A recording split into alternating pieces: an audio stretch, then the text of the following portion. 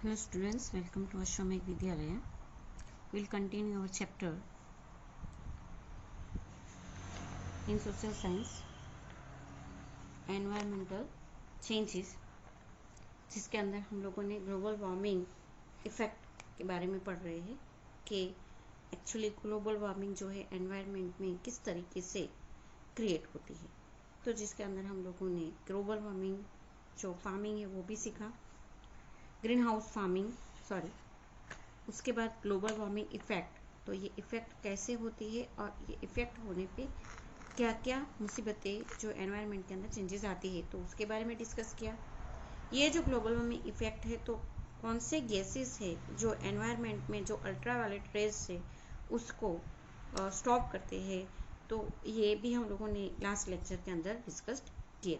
अभी ये जो गैसेस है वो आते कहाँ से है? मॉइस्चर में, एनवायरनमेंट में ये सारे गैसेस कहाँ से क्रिएट होते हैं? तो due to the gaseous pollution हम लोग हमारे डेली लाइफ के अंदर भी बहुत सारे ऐसे जो चीज़ है कि इक्विपमेंट्स है उसको यूज़ करते हैं, लेकिन हम लोगों को एक्चुअली पता नहीं है that should be harmful to our environment. तो ये जो अप्लायंसेज है, ये जो सारी चीज़ें हैं, तो उसमें से कितना गैसेस प्रोपोर्शन जो ग्रीन हाउस को इफेक्ट करता है, तो कितना गैसेस जो है वो रेज होता है उसके बारे में हम लोग देखेंगे। तो study the table given below, state how much are we responsible in adding to the temperature on the earth. Global warming effect क्या है कि अर्थ का टेम्परेचर जो है वो बढ़ जाता है, वार्म हो जाता है। तो ये जो इफेक्ट है वो क्रिएट करने के लिए हम लोग कितने रिस्पॉन्सिबल हैं? तो that is a thermal power station जो 200 मेगावाट जिसके अंदर यूज होता है, that should B yearly time period में 9 लाख टन जो गैसेस है वो रिलीज करता है जिसके एनवायरनमेंट के अंदर। आफ्टर दैट मोटर कार, इसका टाइम ड्यूरेशन भी ईयरली दिया है, that is 17 crore ton gases release into environment. AC 2 hours average on 2 hours, 2 hours average में अगर 24 आवर्स है टाइम पीरियड के अंदर, ये 2230 kg gases should be release into environment.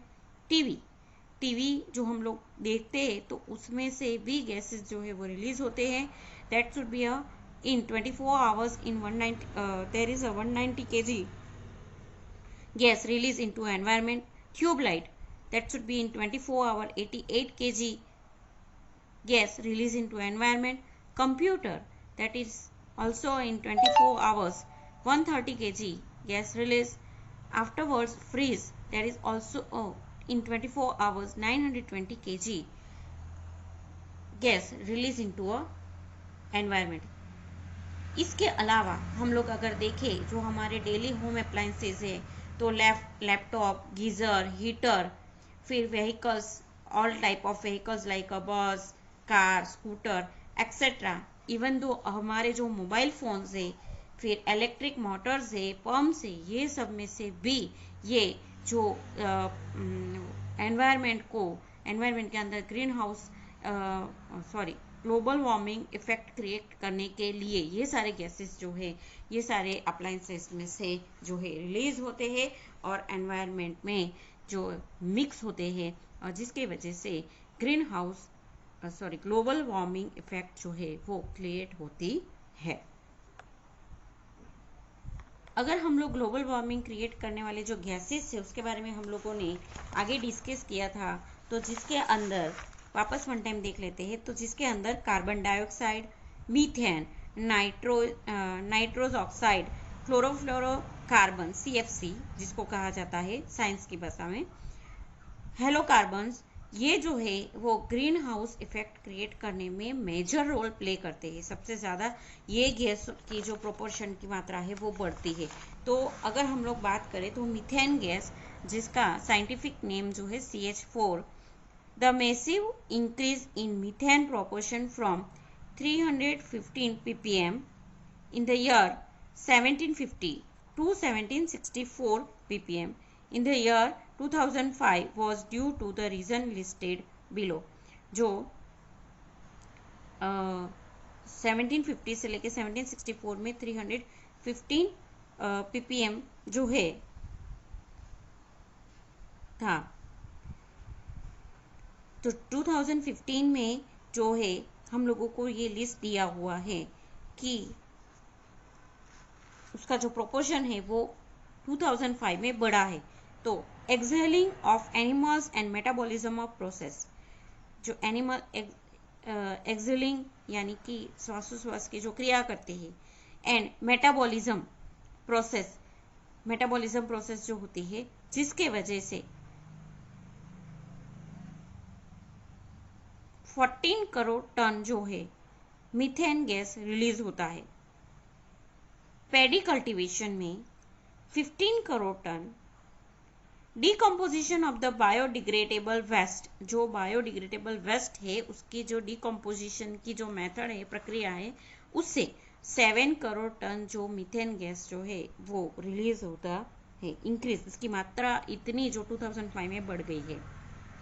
तो हम लोगों को देखना है कि ये सारी चीज़ जो है उसके लिए कुछ नेचुरल इफेक्टेबल चीज़ जो है हम लोगों को अपनानी चाहिए।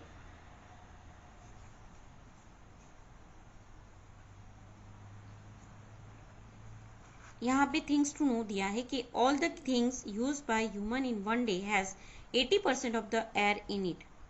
जितनी भी चीज़ें हम लोग यूज करते हैं जिसमें 80% जो है वो एयर में से ही मिलते हैं। A man breathes 22,000 times every day. In this way a man consumes 16 kg of oxygen from the environment per day. एक दिन में 16 किलो जो ऑक्सीजन की मात्रा है हम लोग जो है कंज्यूम अपने अंदर ब्रीथ कर लेते हैं, इतना ऑक्सीजन हम लोग कंज्यूम कर लेते हैं। Next gas is that nitrous oxide. The proportion of nitrous oxide has increase from 270 ppm to recent अभी प्रेजेंटली 319 ppm तक हो गई है। Chlorofluorocarbon that is CFC due to use of foam, plastic, refrigerator, AC, circuit, aerosol spray, जिसके अंदर the minute particles having the size ranging from 1 micron to 10 micron is known as a aerosol.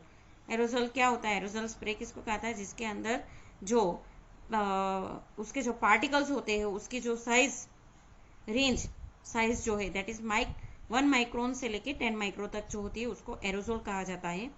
There has been an increase in the CPSC। ये सारे चीज जो है हम लोग use करते हैं और जिसके वजह से ये CPS की मात्रा जो है वो क्लोरोफ्लोरोकार्बन की मात्रा जो है वो बढ़ती है। यहाँ पे और एक चीज जो नॉलेज के लिए दी है कि as per the resolution passed by the UN on 23rd January 1995, 16 September is observed as the Ozone Day। UN के द्वारा 16 सितंबर जो है वो वर्ल्ड ओजोन डे से सेलिब्रेट होता है। हम लोगों ने हमारे ग्रुप के अंदर आप लोगों ने पिक्चर भी देखा होगा कि save environment, save ozone, save earth, world ozone day करके आप लोगों को स्पीच भी आई होगी। After 1980 year 2007 was the hottest year, और उसके बाद 1980 जो है 1980 के बाद 2007 जो है वो सबसे हॉटेस्ट ईयर रहा था। चलो इफेक्ट ऑफ ग्लोबल वार्मिंग देखते हैं हम लोग। Change are observe in the growth and development of the vegetation के ग्रोथ के ऊपर इसकी क्या इफेक्ट होती है। Certain species of birds are now disappearing such as sparrow and vulture.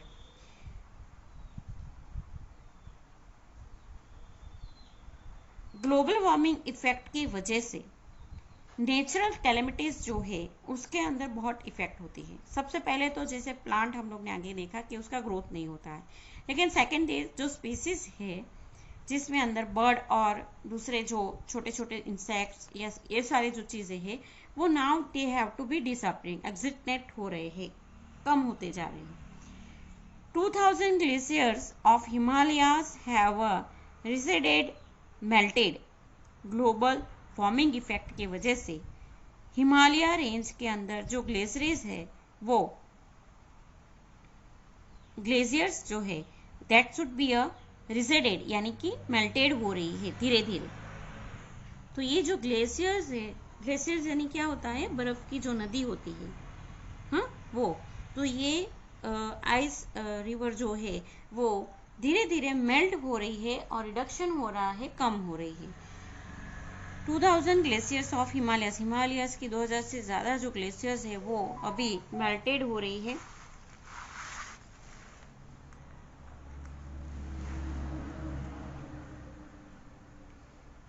Global warming की जो इफेक्ट है, जिसके अंदर हम लोगों ने देखा कि हिमालय की रिवर्स की, हिमालय की जो ग्लेशियर्स रिवर है, ग्लेशियर्स है यानी कि आइस रिवर जो है वो अभी रिजेडेड हो रही है, मेल्टेड हो रही है। दूसरी इफेक्ट क्या होती है ग्लोबल वार्मिंग की, तो there has been an increase in natural calamities like famine, cyclone, excessive rain and flood in the last 10 years. Last 10 years में ये जो नेचुरल कैलेमिटीज है ये भी बढ़ चुकी है, जब फेमाइन, साइक्लोन, एक्सेसिव रेन, कोई एक रीजन में ज़्यादा रेनफॉल होता है, कोई एक रीजन में जो है ड्राफ्ट की सिचुएशन होती है, फ्लड की सिचुएशन, ये सारी चीज़ें जो है वो अभी ये ग्लोबल वार्मिंग इफेक्ट की वजह से होने लगी है। The places receiving heavy rainfall are now experience less rainfall. जहाँ पे ज़्यादा रेनफॉल होता था वहाँ पे कम है, और Rajasthan and Dubai experience heavy rainfall, rain and there is scanty of rain in Cherrapunji. Dubai और राजस्थान के जहाँ पे रेनफॉल की मात्रा कम थी तो अभी वहाँ पे ज़्यादा होने लगी है, और चेरापूंजी जहाँ पे रेनफॉल ज़्यादा होता है तो वहाँ पे स्कैंटी ऑफ मतलब कम हुई है। The production of pulses has gone down. Pulses का प्रोडक्शन जो है वो धीरे धीरे अभी कम होने लगा है, बिकॉज ड्यू टू उसकी जो फेवरेबल कंडीशन होनी चाहिए, नेचुरल क्लाइमेट जो उसको मिलना चाहिए वो मिलता नहीं है। The level of ground water has decrease. Ground water level जो है वो डिक्रीज होने लगा है, because and that is why water shortage भी होने लगी है। The melting of glaciers has increase the water level in ocean. Him नदियाँ जो है वो मेल्ट होने की वजह से ये जो वाटर है उसकी वजह से ओशियन वाटर लेवल बढ़ रहा है। This has aggravated the erosion of coast line, और जिसके वजह से जो कोस्ट लाइन है जो फर्टाइल होती है, एलुवियल प्लेन होते हैं वहाँ पे, तो वो जो है उसका इरोजन होने लगा है। Human beings will fall victims to dehydration and malnutrition due to the increase temperature. Temperature बढ़ने की वजह से जो ह्यूमन बीइंग्स हैं, ये इन लोगों को डिहाइड्रेशन एंड मेल न्यूट्रिशन की जो पोजीशन है वो क्रिएट होने लगे, उसके विक्टिम ये बनने लगे हैं। There will be changes in the cycle of season की साइकिल में भी चेंजेस हो गया है, जैसे कि विंटर में भी समर होता है, समर में भी रेनी सीजन होते हैं, we have to be feel also, हम लोगों को भी ये फील होता है। तो ये सीजन का जो साइकिल है that should be a change. The characteristic of summer and winter season will change. The salinity of the soil in Gujarat will increase due to increase of 25 centimeter in sea level. Salinity जो गुजरात के सी coast है उसका पानी जो है salty होता है, तो उसकी जो सैलिनिटी है वो बढ़ रही है, इंक्रीज हो रही है due to the increase of 25 centimetre in sea level. There is a marked decline in the agriculture production. The frequency of disease like cholera, dengue, malaria, yellow fever, swine flu etcetera has increase. Climate changes की वजह से, ये global warming की जो effect है उसके वजह से ये सारे डिजीज जो है वो भी फ्रिक्वेंटली बढ़ रहे हैं। The areas near the coast of Maldives, Bangladesh, Philippines, West Indies and Australia have submerge. जो कोस्टल रीजन्स है वो सबमर्ज हो रहे हैं, लैंड एरिया के साथ, लैंड फॉर्म के साथ मर्ज हो जाते हैं। According to an institutions name Greenpeace, approximately 55 lakh people living in Gujarat will have a migrate in the year 2100 CE. Institutions name green peas institutions के मुताबिक 55 लाख जो है वो गुजरात में से जो है माइग्रेट कर चुके हैं। माइग्रेट करना यानी दूसरी जगह पे चले गए हैं, सॉरी चली जाएंगे, मतलब ऐसा ये इंस्टीट्यूशंस ने जो है आगाही की है कि 2100 सेंचुरी तक गुजरात के जो पीपल है 55 लाख पीपल जो है वो माइग्रेट कर जाएंगे। The flowers are losing their fragrance, flowers में से जो सुगंध है, फ्रेग्रेंस आती है, वो लॉस हो रही है due to the global warming. Beehives are disappearing fast, और जिसकी वजह से बीहाइव्स जो है वो डिसअपियर हो रहे हैं। यहाँ पे फैक्टर रिस्पॉन्सिबल, जो factors responsible increase to temperature on the earth, जैसे एसी इंडस्ट्रीज के अंदर से जो पॉल्यूटेड गैस जो है, ओजोन जो अल्ट्रावायलेट रेज जो है वो अर्थ तक आते ही नहीं है, बराबर, ड्यू टू द गैसेस। जो गैसेस का जो लेयर है वो हाई बन जाता है, जिसके वजह से ये जो सीधा अर्थ के ऊपर आना चाहता है लेकिन वो आते नहीं है। रेफ्रिजरेटर जो है उसके पीछे हम लोग देखते हैं कि एक सिलेंड्रिकली चीज होती है जिसके अंदर गैस होता है, तो ये जो गैस है उसमें से भी जो एनवायरनमेंट को पोल्यूटेट करने वाला गैस रिलीज होता है, जो CO2 ज्यादा मात्रा में रिलीज करने वाले प्रोपोर्शन है। सो ये ग्लोबल वार्मिंग जो है ये इफेक्ट ऐसे ही रहेगी। तो हम लोग जैसे देखते हैं कि जो नेचुरल वाइल्ड लाइफ एक्सीडेंट्स है, दूसरे जो स्पेसीज है वो सारे एक्सीडेंट होते जाएंगे, डिसअपियर होते जाएंगे। इसके अलावा जो प्लानेट है वो और वार्मर रहेगा, तो जो नेचुरल हैबिटेशंस की जो चीज़ है वो ग्रो नहीं होगी। इसके अलावा डिजीज जो है वो बढ़ेंगे। तो ये सारी चीज़ों को सामने हम लोगों को उसे प्रिवेंट करना भी ज़रूरी है। तो प्रिवेंट करने के लिए non conventional sources of energy हमारे पास है, जिसके अंदर सोलर एनर्जी हम लोग भारी मात्रा में यूज़ कर सकते हैं। ये नॉन कन्वेंशनल रिसोर्स है कि जो एक बार पूरा ख़त्म हो जाए तो वापस भी हम लोग रीयूज़ कर सकते हैं।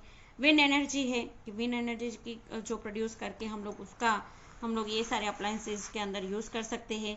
बायोमास है, इसके अलावा टाइडल एनर्जी है। तो ये non conventional sources of energy है कि जिसको हम लोग हमारे डेली यूजेस के अंदर अप्लाई कर सकते हैं। यहाँ पे हम लोगों को दिया है कि major to prevent global warming. ये जो ग्लोबल वार्मिंग है उसको कम करने के लिए, घटाने के लिए कौन से मेजर्स यानी कौन से रेमेडीज हम लोग उपाय कर सकते हैं। तो reduce the use of sources that release CO2, जो CO2 रिलीज करने वाले अप्लायंसेज है उसको कम करने चाहिए। Afforestation and conservation of forest should be done. हम लोग डिफॉरेस्टेशन यानी कि फॉरेस्ट, जंगलों को काटने का काम करते हैं, तो उसको रोकना चाहिए। कंजर्वेशन ऑफ फॉरेस्ट को बचाना चाहिए, सेव करना चाहिए, जिसकी वजह से जो CO2 की मात्रा है या दूसरे गैस जो है वो कम हो जाए और एनवायरनमेंट के अंदर ऑक्सीजन जो है वो ज़्यादा से ज़्यादा रिलीज हो। Growing trees help to reduce carbon dioxide. ज़्यादा से ज़्यादा ट्रीज जो है वो ग्रो करने चाहिए, जिसके वजह से कार्बन डाइऑक्साइड जो है वो रिड्यूस होने लगेगा। Avoid the use of plastic को कम करना चाहिए। जैसे कि हम लोग अभी देखते हैं कि प्रेजेंट टाइम में प्लास्टिक कम करने के लिए गवर्नमेंट के द्वारा बहुत सारे एफर्ट्स जो है किए जा रहे हैं कि और वो जो प्लास्टिक है उसमें से रिसाइकलिंग करके दूसरी चीज़ जो है बनाई जाए, लोगों के यूज़ में आए ऐसे। तो प्लास्टिक को यूजिंग कम करना चाहिए। Optimum use of manure and pesticides. Manure और पेस्टिसाइड ऑप्टिमम्स जो पेस्टिसाइड्स है और खातर है उसके लिए ऑप्टिमम्स हम लोगों को यूज करने चाहिए। खातर और पेस्टिसाइड्स में ये ऑप्टिमम्स हम लोग यूजेबल ले सकते हैं। जो केमिकल फर्टिलाइजर्स है उसकी मात्रा हम लोगों को घटानी चाहिए। केमिकल पेस्टिसाइड्स आते हैं, जो जंतुनाशक दवाएं यूज की जाती है क्रॉप के अंदर, तो उसको भी हम लोगों को कम करना चाहिए।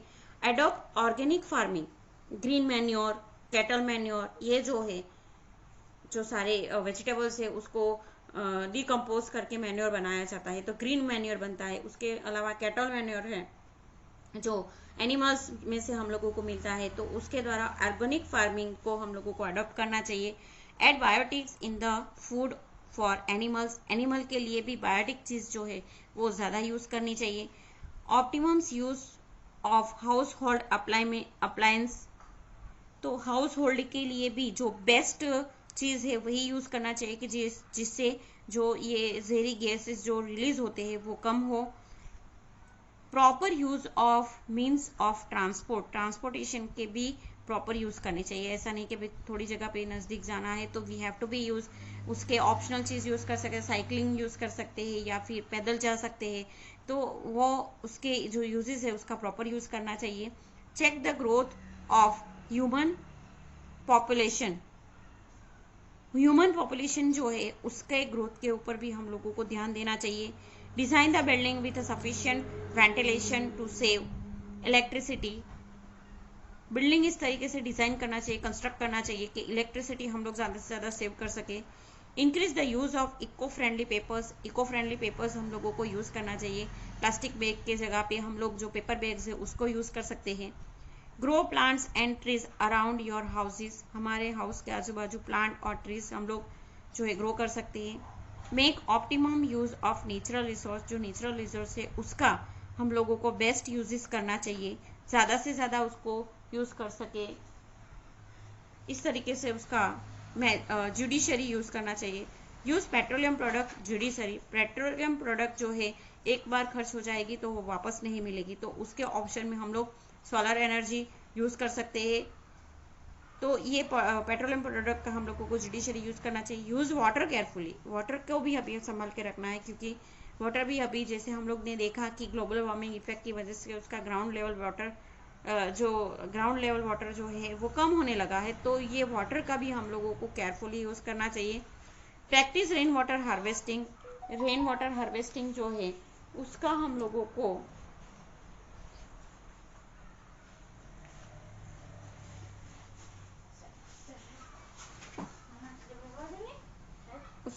हम लोगों को रेन वाटर हार्वेस्टिंग का मैनेजमेंट करना चाहिए कि जिससे ग्राउंड वाटर लेवल जो है वो बढ़े।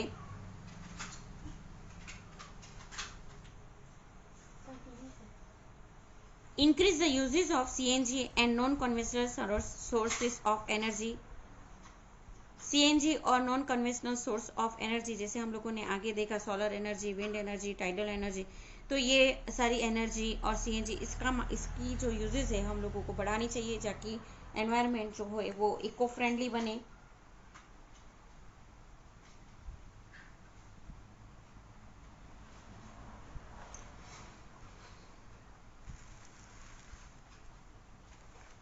यहाँ पे हम लोग एक चीज नॉलेज के लिए दी है कि to make 1 ton of paper, 1 ton paper बनाने में तो 4400 kilo electricity, 30,000 litre water, wood जो है 11 ट्रीज शुड बी रिक्वायर्ड।